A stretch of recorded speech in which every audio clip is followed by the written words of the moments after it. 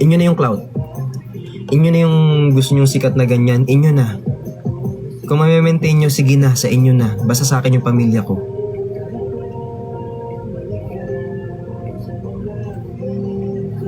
Inyo na. Gusto nyo sumikat ng ganyan, inyo na. Gusto nyo makuha lahat ng spender, inyo na.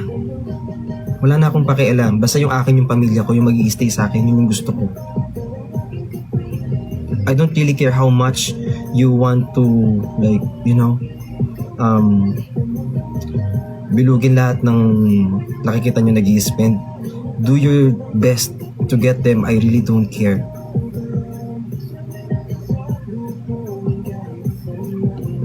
Kasi feeling ko they are smart enough na to, you know, but it's up to them. And I don't really wanna meddle sa mga ganyan.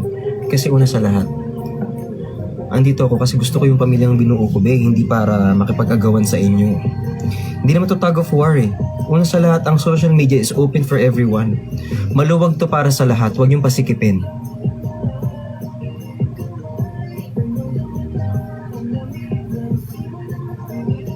Kaya sabi ko, kung sinong matira, yun, doon ako magstay. Sinong matira, doon ako. Kasi based sa totoo lang, okay naman ako.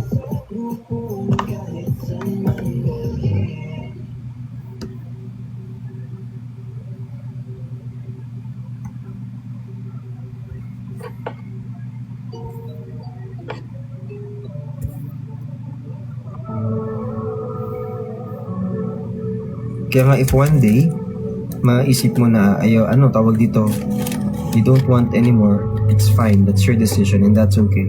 I do respect everyone's decision. Walang problema sa akin yun.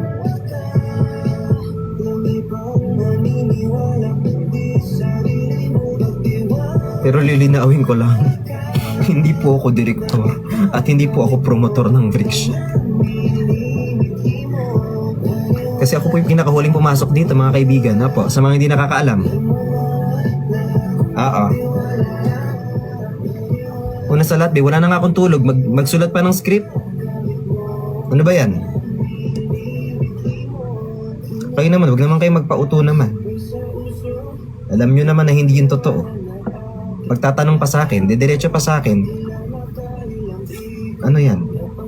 Bopis ba yan? Tsaka ito ha, be, isipin mo nga maigi. Naghahanap buhay ako. Kinakayod ko yung trabaho ko, yung projects ko. Kinakatok ko yan. Araw-araw. So, sa tingin mo ba, yung barya na nakukuha ko dito, okay na yun para, tawag dito, yun yung dahilan kung bakit ko gagawin to? Isipin mo nga maigi.